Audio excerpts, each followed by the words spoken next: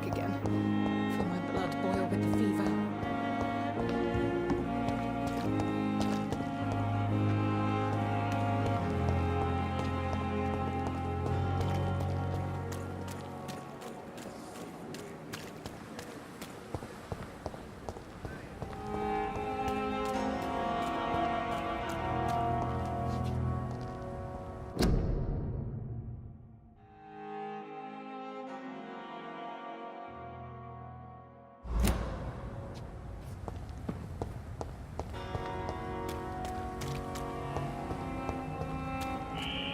Scowl voices in the garden. I should investigate. If they were to find somebody.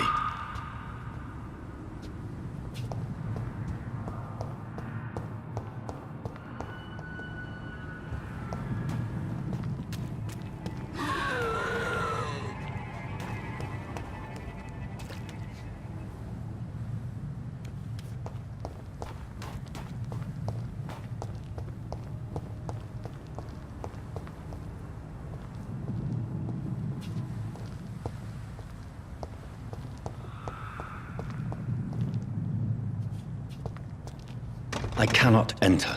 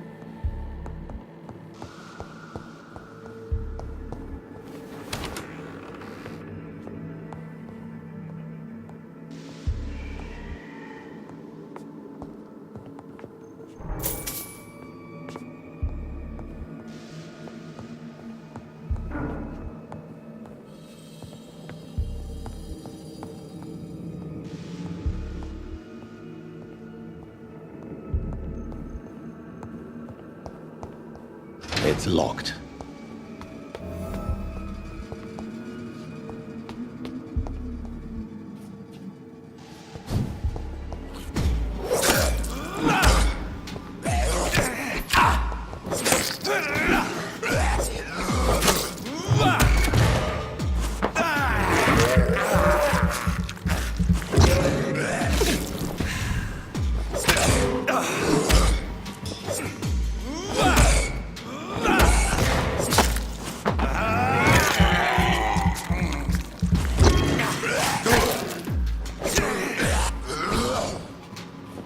Behavior is similar to the infected William Bishop. Must be the same strain. This sickness moves faster than influenza.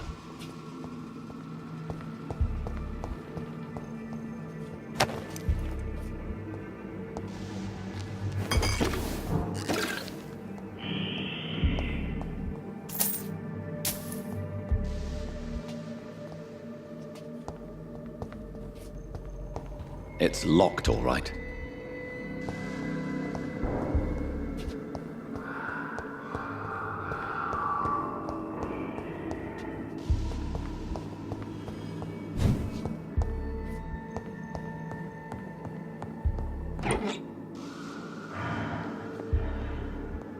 This key will surely grant me access to the basement.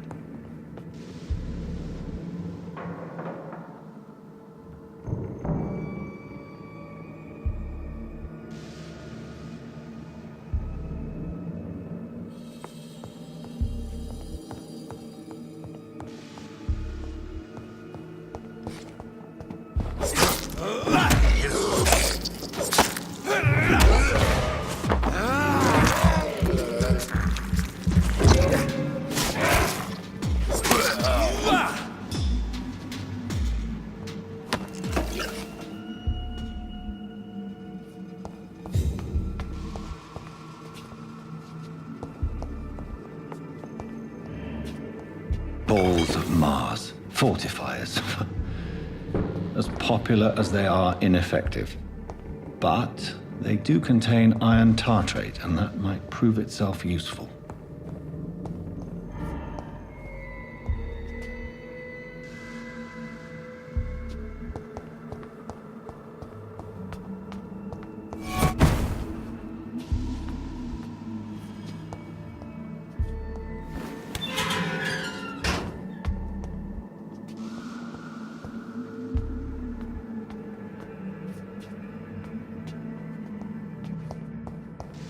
These skulls feed from corpses and the husks of animals. They're not after blood.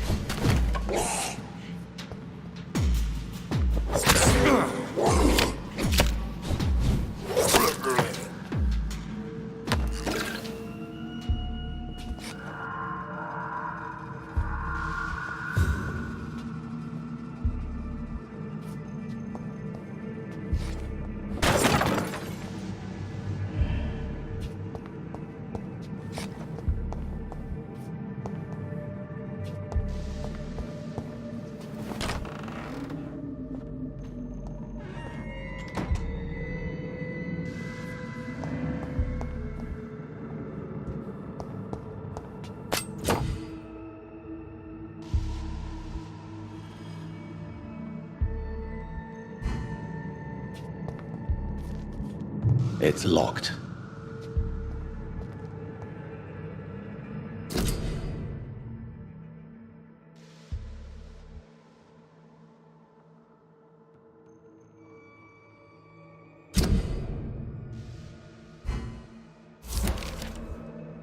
Mr. Connor's injuries don't match the report. Traces of a pinkish foam at the corner of the lips. Some sort of drug overdose, perhaps?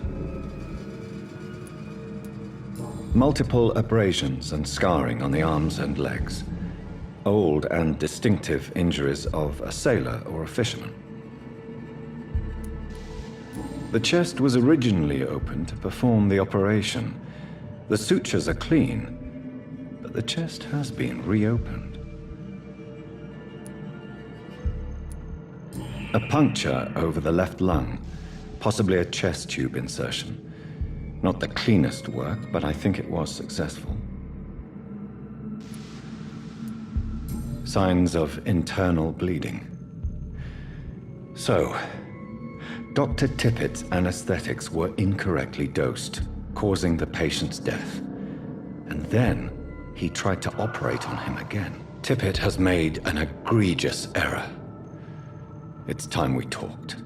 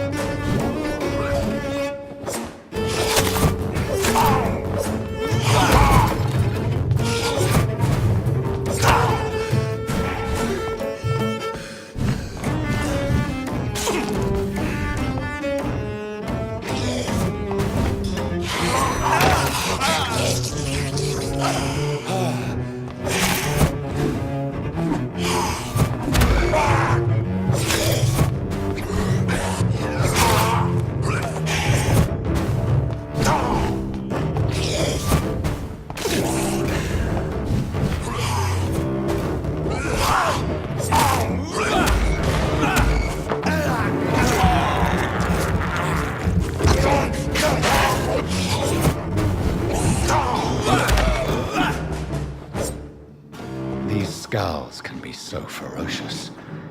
I'm not sure I can defeat them without becoming stronger. To drink blood is so tempting.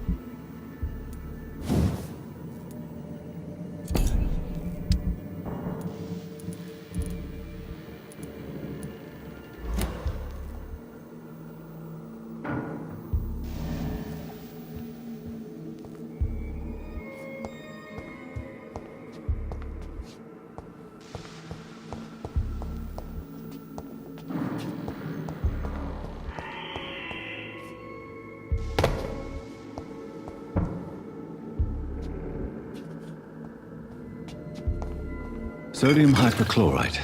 Dangerous to administer, but efficient in the proper dosage.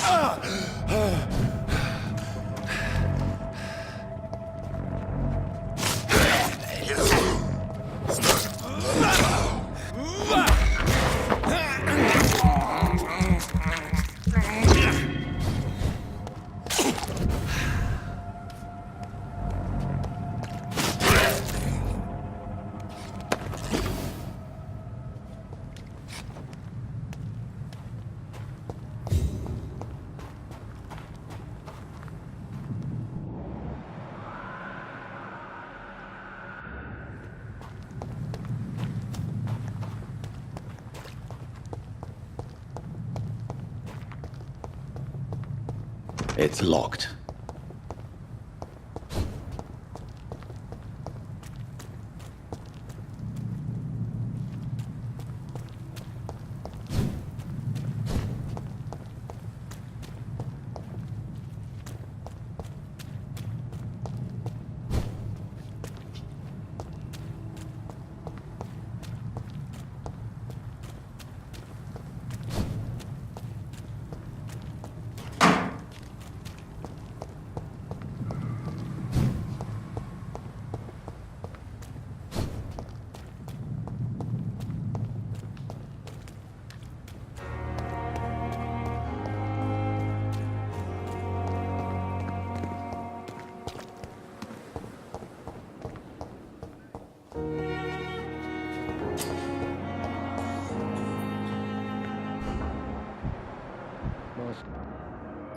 Good evening, sir.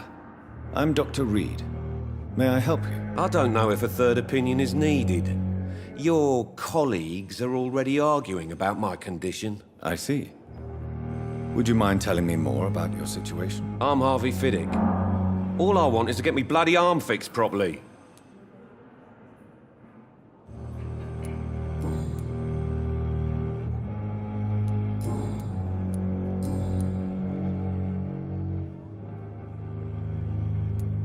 Tell me about the doctors who are arguing about your case. Strickland and Aykroyd.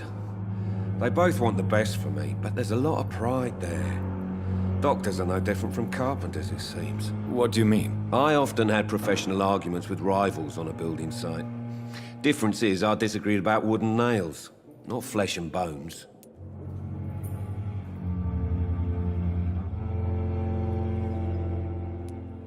Tell me about yourself, Mr. Fiddick. I'm just a regular guy waiting to get his arm fixed, so I can return to work and to my family. I was more curious about what you were doing before being hospitalized. I'm a carpenter, and a good one too. But that means I need both arms to feed my family, Dr. Reed. Are you satisfied with your treatment here? Well, it's clear that I've chosen a bad time to be injured. Forgive my bluntness, but you seem overwhelmed by cases of the flu. I won't lie to you about it. I'm afraid we are. Are you sure you don't want to operate yourself, Dr. Reed? I have the feeling you're very capable, and your colleagues seem to think so too. In other circumstances, you would be right. But for now, I don't think I can take on the responsibility. My apologies.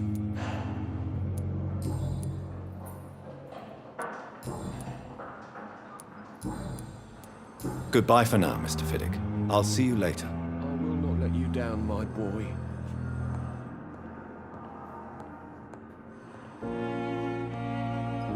Finally, you've returned, Doctor. Did you find anything of value? Yes, nurse. You've worked your first miracle, Doctor. Now, this patient here needs immediate treatment. Duty calls. When the storm has passed, I'll show you how to mix the remedy yourself with the same basic ingredients. Many thanks, Doctor. When you've finished, you ought to report to Dr. Swansea in his office. He's been looking for you. Seemed pressing.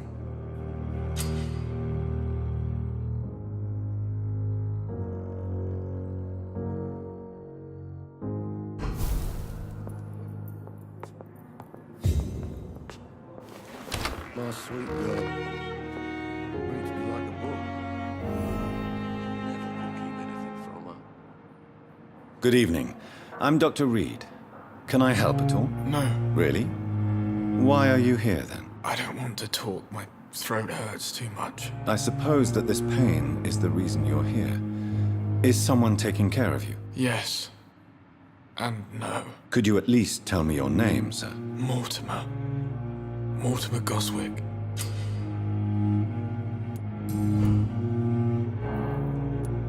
Tell me about yourself, Mr. Goswick. I don't want to talk, Doctor.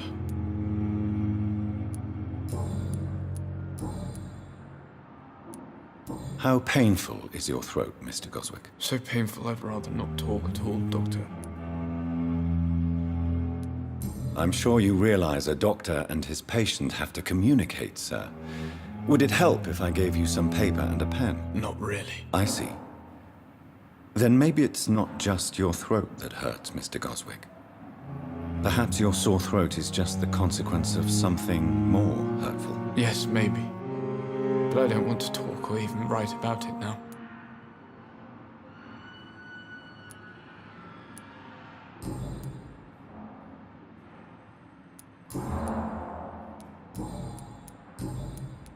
How painful is your throat, Mr. Goswick? So painful I'd rather not talk at all, Doctor. I'll let you get some rest then. Good evening, sir. Doctor.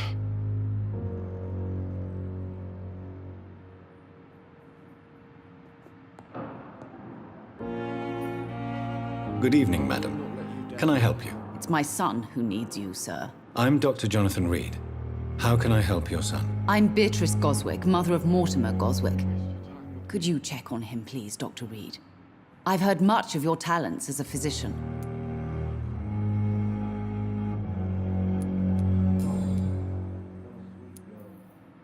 What can you tell me about yourself, Mrs. Goswick? Not much to say. Just take care of my Mortimer and I'll cover all the expenses. That's all that matters. May I ask if you have an occupation, Mrs. Goswick? I'm a teacher by profession. I teach young women who are more ambitious about their futures than their families.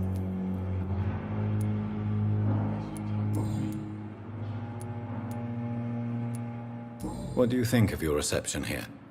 Any complaints? I have had the uttermost reservations about this hospital since we arrived. But we had no other choice, considering the state of emergency. Is there something in particular that's bothering you? Some of the staff were not especially welcoming.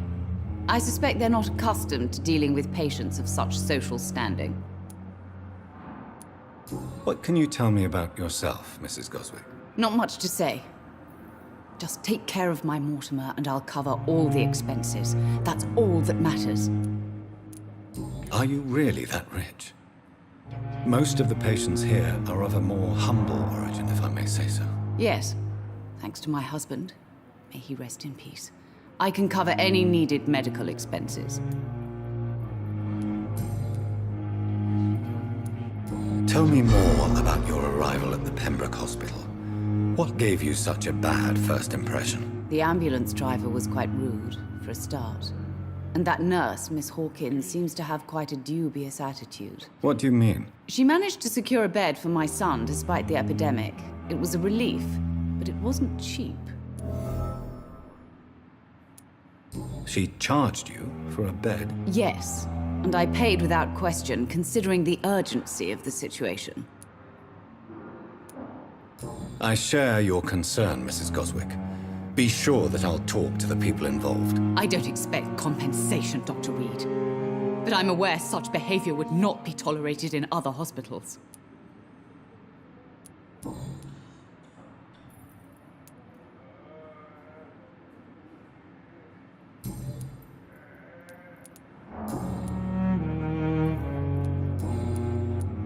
Goodbye, Mrs. Goswick.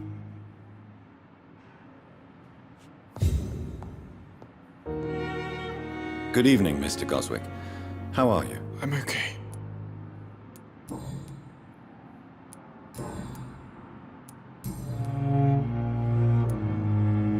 Why did your mother have you hospitalized here? She seems convinced this is a bad hospital. My mother just wants the best for me. She won't rest while I'm here. She'd go all the way to hell and back to help me. Pembroke Hospital may look unorthodox, but rest assured you're in good hands here. It's not me you have to convince, Dr. Reed. It's my mother. Is your mother bothering you? As your doctor, I can ask her to leave you alone if you would prefer. That's tempting, Doctor. But you have no idea what my mother is capable of. She would tie herself to my bed if you asked her to leave.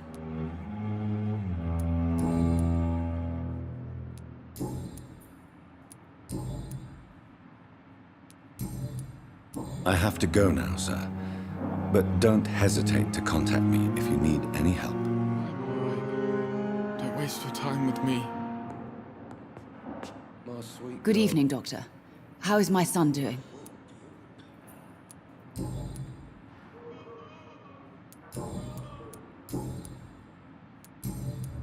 Goodbye, Mrs. Goswick.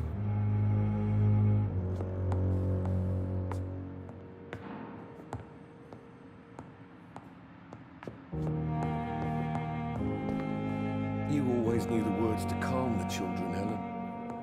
As for me...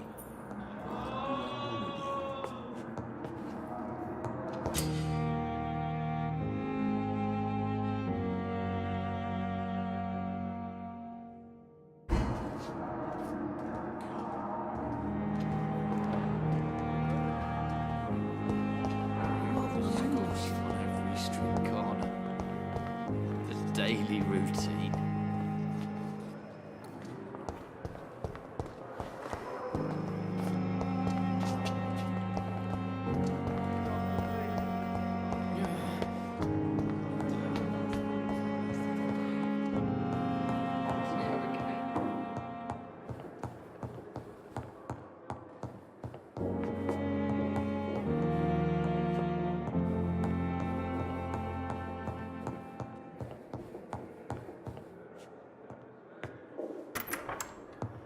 Please, Jonathan, come in. Fascinating, is it not? In the last decade, so many mysteries have been brought to light with our microscopes. The human body, biology's penultimate frontier. The more we explore its boundaries, the less we're able to trace a clear line between life and death. You, my friend, have a foot in both countries. The view must be vertiginous. It's at least as vertiginous as chatting about vampires with you, I would say. This must be all so new to you. This area of town, the hospital, a brand new life. How stimulating it must be. I wish I could share your enthusiasm, Dr. Swansea, but my condition defies scientific categorization.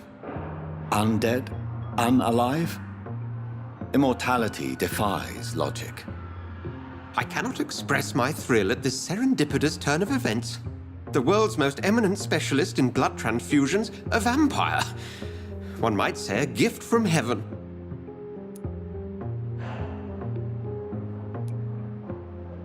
It may seem strange, but your words have brought me some comfort here. Forgive me. I've been an admirer of your work for a long time, and now you are so much more than a brilliant physician. And please, call me Edgar.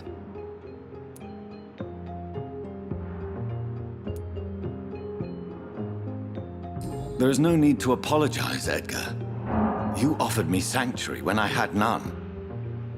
Very well. I have a task for you, Jonathan. Something that will require all your newfound skills. Please, go on. The Pembroke only survives through the generosity of our benefactors. Unfortunately, our main donor has found herself in a bit of a bind. Now, if you could help her out... A spokesman or politician is what you need. That's not my calling. And until I come to understand what has happened to me, I require discretion. Discretion is in order, Jonathan. Lady Ashbury has recently received rather indelicate correspondence that, if revealed, would jeopardize her position. And you would like me to eradicate this threat? By the stole, of course not. I would just like you to pay her a visit. Her ladyship is certainly near the tents outside, tending the sick. You can't miss her. Look for someone impossibly delicate. Accepted. I'll see what kind of trouble Lady Ashbury is in.